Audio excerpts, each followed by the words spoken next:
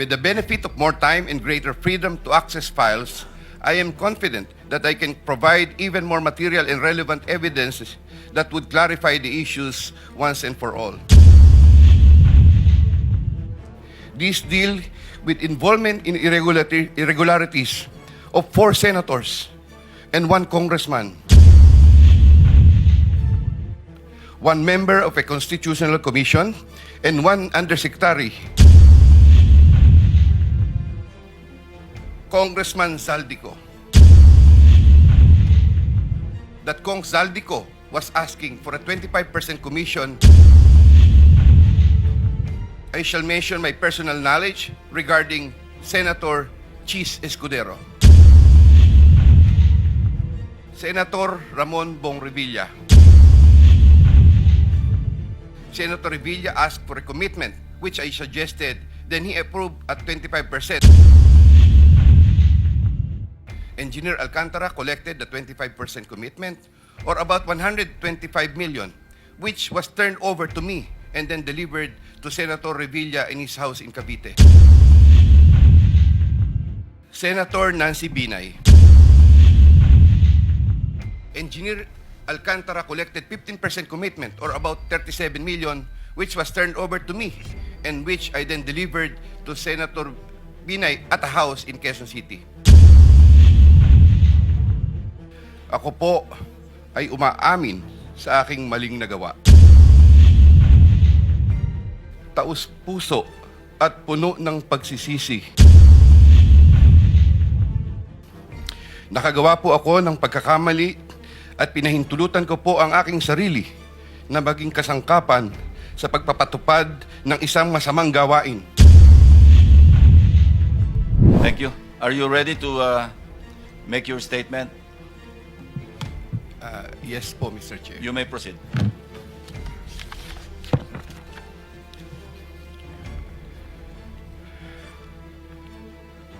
Dear Senator Lacson and honorable members of the Blue Ribbon Committee, I am Roberto Bernardo, formerly an Undersecretary for Operations of the Department of Public Works and Highways, DPWH. I was summoned to appear today before the Honorable Blue Ribbon Committee and required to testify in connection with its ongoing inquiry in aid of legislation into the reported anomalies in certain DPWH projects, flood control projects. Bago ko po ilahad ang aking nalalaman sa mga bagay na nais tumbukin ng kagalang-galang na Blue Ribbon Committee, ako po ay umaamin sa aking maling nagawa. Ako po ay hindi naging matatag at tapat sa pagpapatupad ng tungkulin na ipinagkatiwala sa akin ng ating pamahalaan at sambayanan. Taos puso at puno ng pagsisisi na ako po ay humihingi ng kapatawaran sa Diyos, sa ating bansa at mga kababayan, gayon din sa aking pamilya, mga kaibigan at sa lahat ng aking binigo. Nakagawa po ako ng pagkakamali at pinahintulutan ko po ang aking sarili na maging kasangkapan sa pagpapatupad ng isang masamang gawain. Handa po akong gawin ang lahat ng nararapat upang maiwasto ang aking kamalian at maiwasan na ito'y mangyaring muli. I wish to assure the Honorable Blue Ribbon Committee of my full cooperation with the investigation. I am submitting an affidavit outlining my knowledge and of and involvement in certain events material to the subject of investigation. Moreover, I will disclose and expound on related incidents within my personal knowledge, mindful not only of the materiality of my testimony, but also of my rights, as well as fearful of what effects my disclosures will have on my family's safety and well-being. I have applied before the Department of Justice for coverage as a state witness under Republic Act number 6981, otherwise known as Witness Protection, Security and Benefit Act. I hope the Honorable Blue Ribbon Committee will find merit in my application and favorably endorse the same to the DOJ. with the assurance of the Honorable Blue Ribbon Committee that my rights and benefits under RA 6981 shall be respected, I am prepared to submit the aforesaid affidavit to Honorable Blue Ribbon Committee and swear to and testify on the same, with the approval of the Honorable DOJ Secretary on the disclosure thereof for such purposes. The highly sensitive nature of the disclosures made in my affidavit cannot be stressed enough. These deal with involvement in irregularities of 4 senators and 1 congressman, 1 member of a constitutional commission, and 1 undersecretary, seriously undermining public trust in 2 out of 3 branches of our government and a constitutional body, thereby posing a significant threat to our national security, as it may lead to political instability, which may weaken the ability of the government to function effectively. 25 of September 2025, Makati City, Metro Manila. And this, Mr. Chair, signed na po ito. Okay. May we hear from Secretary Remulla, since he mentioned about his application for admission into the program? Your Honor, we will have to evaluate his statements in relation to all the other testimonies that we have gathered in the DOJ and in the Blue Ribbon Committee. The Senate President. Mr. Chairman, Guzman. we would like to listen to your sworn affidavit, if you have one, or an affidavit that you will swear to complete the disclosure that you're talking about. Otherwise, those are mere general statements. Please, thank you. Yes, Mr. President, Mr. Chair, may I be allowed to read the Yes, you may proceed, Yusek Bernardo. affidavit? I, Roberto R. Bernardo, Filipino, of legal age, a resident of Malolos City, Bulacan, under oath, depose and state.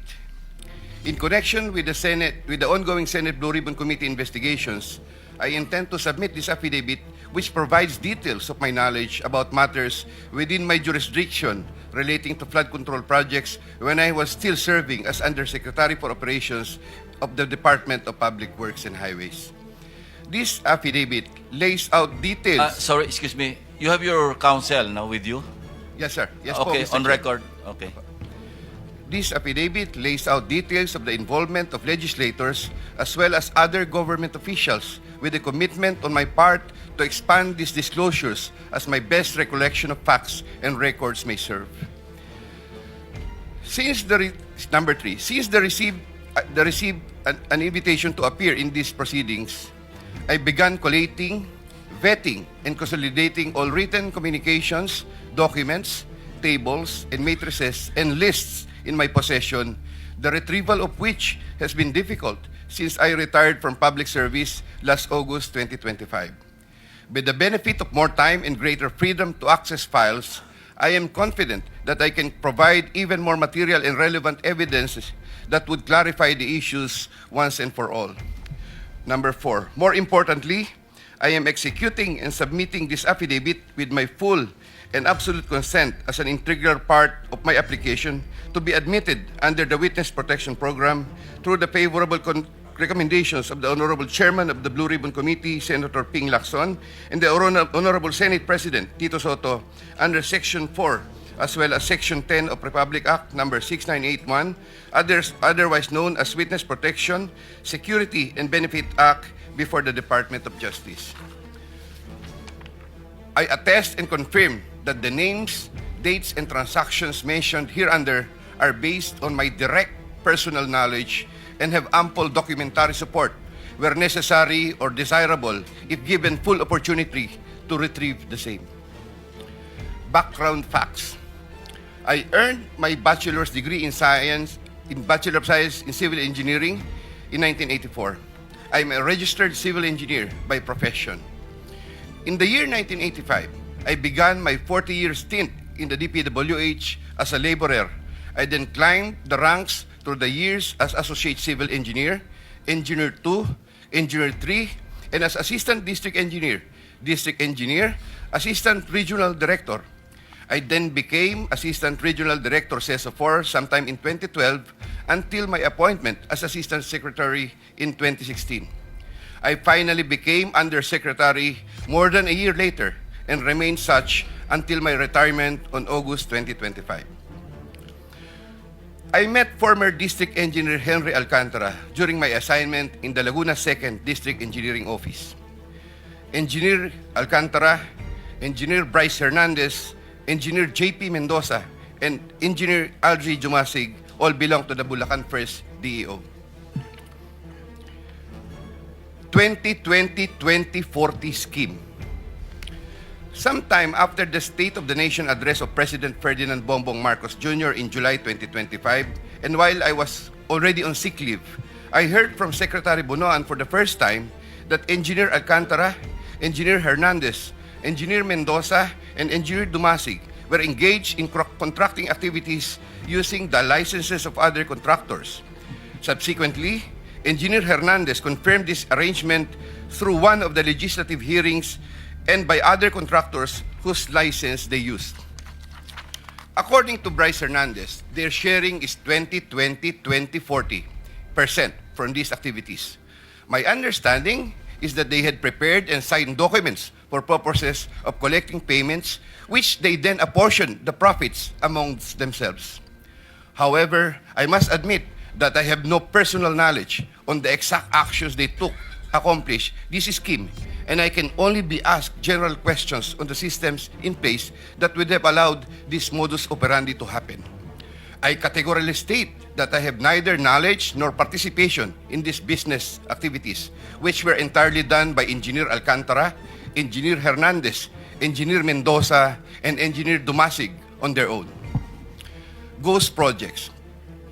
At about the same time, after the 2025 SONA, I also heard for the first time that aside from the 2020-2040 scheme, were flood control projects, ghost projects, for which Engineer Alcantara, Engineer Hernandez, Engineer Mendoza, and Engineer Dumasig were also responsible. These were confirmed later by Secretary Bunaan during a separate legislative hearings. I called up Engineer Alcantara to ask him about these flood control ghost projects. He denied any participation. Subsequently, he likewise told me that he even convened the officers of Bulacan 1st DEO to confront them about these ghost projects, and that some officers, it was Engineer Hernandez who was the primary person responsible for the same. In the exact words of Engineer Alcantara, si Bryce po yan. I categorically state that I have neither knowledge nor participation in these flood control ghost projects. Congressman Zaldiko. My personal knowledge regarding Congressman Zaldiko are set out as follows. Congressman Zaldiko one time called me to say that he met Engineer Alcantara and wanted to confirm, maayos bang kausap si Engineer Alcantara? To which I replied, maayos po. Engineer Alcantara then told me that Kong Zaldiko was asking for a 25% commission, and out of that amount, 2% was to be shared equally between Engineer Alcantara and myself. In his exact words, boss, hati na tayo sa 2%. Furthermore, Engineer Alcantara would tell me every time that he made deliveries of cash to Congressman Zaldiko in compliance with his commitment to Congressman Zaldiko.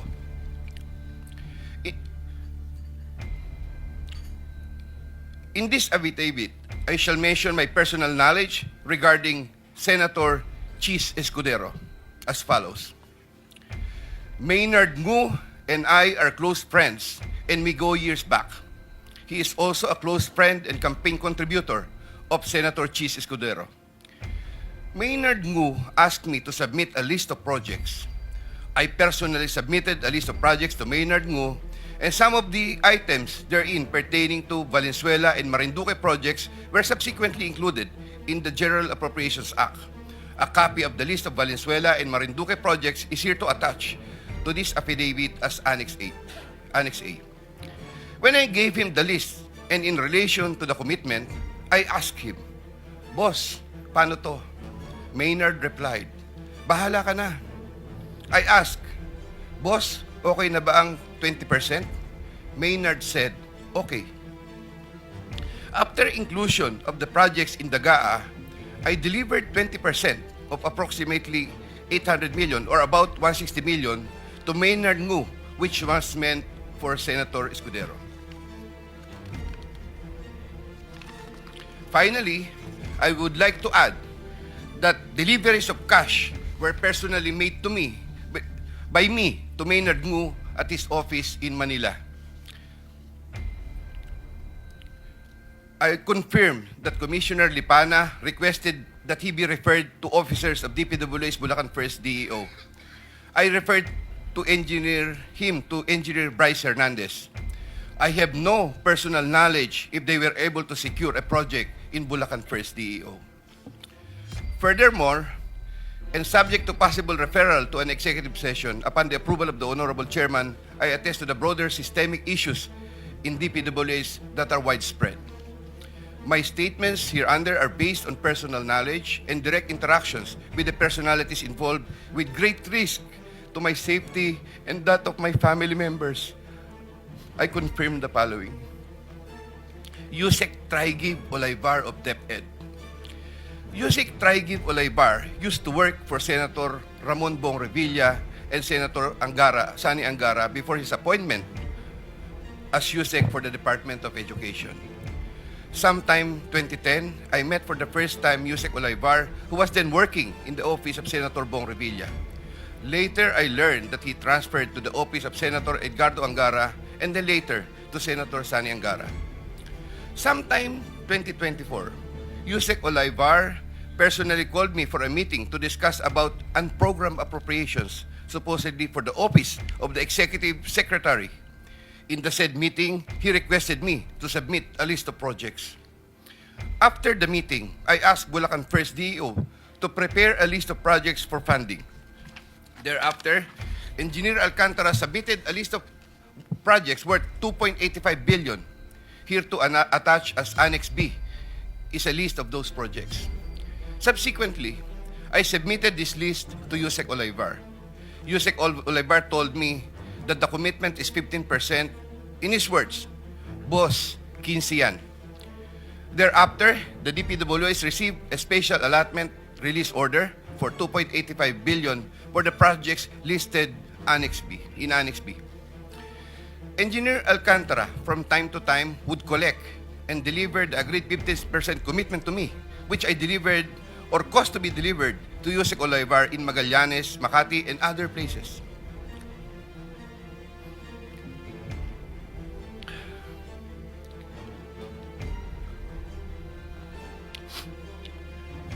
Senator Ramon Bong Revilla.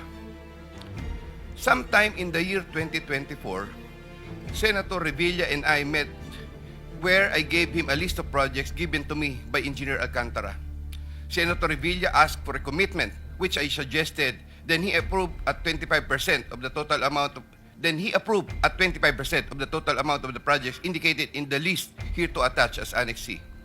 I relayed the 25% commitment to Engineer Alcantara and told him that Senator Revilla will appreciate additional contributions for his senatorial re-election bid. Engineer Alcantara collected the 25% commitment, or about 125 million, which was turned over to me and then delivered to Senator Revilla in his house in Cavite.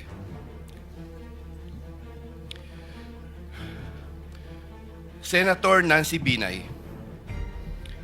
Sometime in the year 2024, Carlin Villa, a staff of trusted confidant of Senator Binay, called me and asked for a commitment which was set at 15% of the total amount of the projects indicated in the list here to attach as Annex D.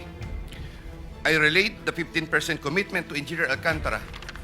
Engineer Alcantara collected 15% commitment, or about 37 million, which was turned over to me and which I then delivered to Senator Binay at a house in Quezon City. Given the complexities of the transactions and personalities involved, I humbly reserve the right to submit a supplementary affidavit if warranted in the premises. I attest to the truth of the foregoing statements based on my personal knowledge and authentic records. In witness thereof, I will be affixing my signature this day of September 2025 here, Mr. Chair. Yeah. Kindly sign your affidavit in the presence of everybody.